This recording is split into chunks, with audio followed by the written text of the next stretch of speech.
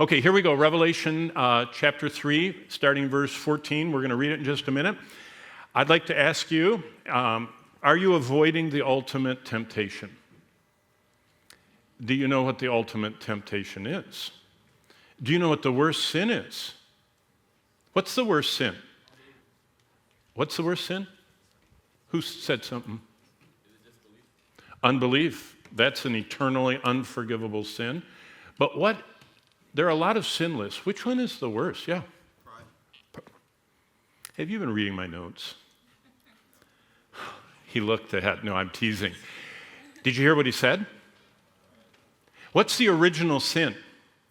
I mean, before Adam and Eve. Satan, yeah, pride. What's the middle letter if you spell the word sin? Isn't that interesting? It's right in the middle. What's the middle letter of pride? I. What's the middle letter of Satan's first name? Lucfer. His original name was Lucifer. Now, that is not theological. That's just a unique thing about the English language. But it's a good reminder. The worst sin is pride. What's the ultimate distraction? See, I want you to think about it.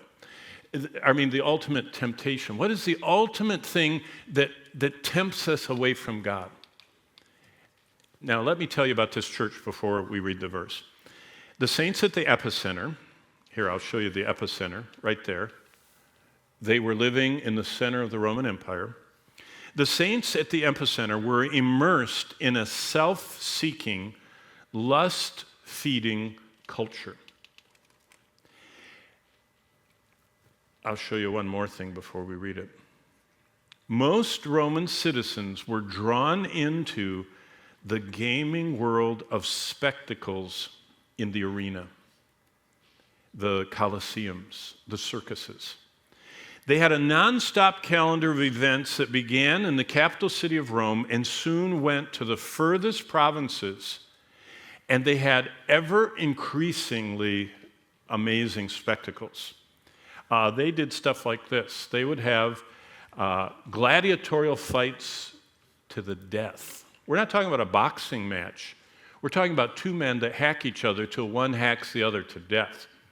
And the people would go wild. They would have men facing ravenous lions, tigers, bears that hadn't been fed for days, that were ready to do anything to not die. They wanted to eat. And they would have a man go out there with a sword and let these animals chase him. And people would watch that for the hours. I mean, it was a bit beast versus beast. They would try and find, the animals that would fight each other, and they would make them fight each other to the death. It was unbelievable. I mean, it sounds gross to me. Duels, bloody deaths, shocking sights, intense visual stimulation. So that is a description of everything that surrounded this church. And this church is in chapter 3, verse 14. And we're going to read, or you're going to listen to, and I'm going to read verses 14 to 22. What I want you to see is, did they avoid the temptation around them? The most intense temptation there is. Did they avoid it or not? And Jesus addresses that. Okay, you ready? Okay, let's all stand. And standing, I hope, helps you listen and act like you're so excited to come to church and you can't believe you got your own letter, and then you're standing there listening to it, and see if it's a little shocking. And to the angel of the church of the Laodiceans write, these things says the Amen, the faithful and true witness, the beginning of the creation of God. I know your works, that you are neither cold nor hot. I could wish that you were cold or hot. So then, because you are lukewarm and neither cold nor hot, I will vomit you out of my mouth. Because you say, I am rich, I have become wealthy, I have need of nothing, and do not know that you are wretched, miserable, poor, blind, and naked. I counsel you, to buy from me gold refined in the fire, that you may be rich, and white garments, that you may be clothed, that the shame of your nakedness may not be revealed, and anoint your eyes with eye salve, that you may see. As many as I love, I rebuke and chasten. Therefore, be zealous and repent. Behold, I stand at the door and knock. If anyone hears my voice and opens the door, I will come in to him and dine with him, and he with me. To him who overcomes, I will grant to sit with me on my throne, as I also overcame and sat down with my Father on his throne. He who has an ear to hear, let him hear what the Spirit says to the churches. Let's pray. Father, I pray for any Laodicean type Christian that's here in this class this morning.